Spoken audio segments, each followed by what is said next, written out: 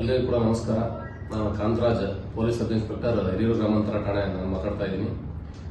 So ನಮ್ಮ ಠಾಣಾ ವ್ಯಾಪ್ತಿಯಲ್ಲಿ ಬರ್ತಕ್ಕಂಥ ಎಲ್ಲ ಸಾರ್ವಜನಿಕರಿಗೆ ಕೆಲವೊಂದು ಇನ್ಫಾರ್ಮೇಷನ್ ಹೇಳೋದ್ರ ಬಗ್ಗೆ ಈ ಒಂದು ವಿಡಿಯೋ ಮಾಡ್ತಾ ಇದ್ದೀವಿ.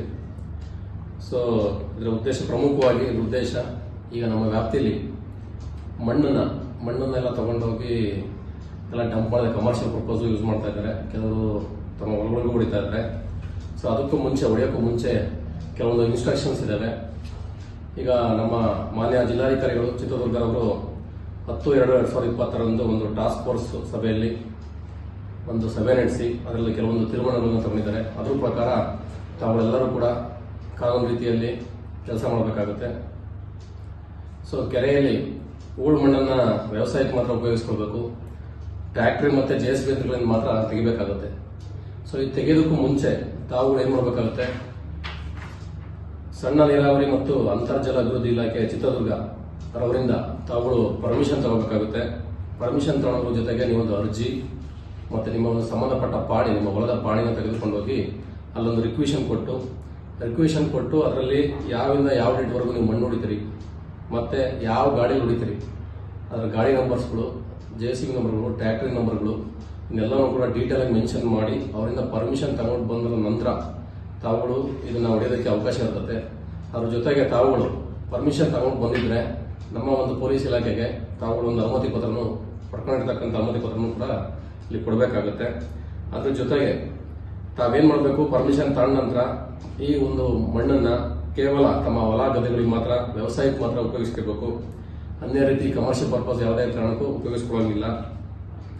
ಒಂದು ವೇಳೆ ವ್ಯವಸಾಯಕ್ಕಲ್ಲದೆ ಬೇರೆ ಕೆಲಸಗಳಿಗೆ ಉಪಯೋಗ ಮಾಡ್ಕೊಂಡ್ರೆ ಕಡ್ಡಾಯವಾಗಿ ನಮ್ಮ ಇಲಾಖೆ ಗಮನಕ್ಕೆ ಬಂದರೆ ಅವ್ರನ್ನ ಕಾನೂನು ಕ್ರಮ ಕೈಗೊಳ್ತೀವಿ. ಹಾಗೆ ಅದರಲ್ಲಿ ಏನು ದಿನಾಂಕ ಮೆನ್ಷನ್ ಮಾಡಿದ್ದಾರೆ, ನಿಗದಿಪಡಿಸಿರ್ತಕ್ಕಂಥ ದಿನಾಂಕದಲ್ಲಿ ಮಾತ್ರ ತಾವುಗಳು ಹೂಳು ಮಣ್ಣನ್ನು ತೆಗೆದುಕೊಂಡು ಹೋಗ್ಬೋದು. ಮತ್ತೆ ಆ ಮನವಿ ಪತ್ರದಲ್ಲಿ ನಾನು ಹೇಳ್ದಂಗೆ ಗಾಡಿ ನಂಬರ್ಗಳು ಇದಾವೆ, ಅದರಲ್ಲಿ ಗಾಡಿ ನಂಬರ್ಗಳೆಲ್ಲ ಮೆನ್ಷನ್ ಮಾಡಿರ್ಬೇಕು.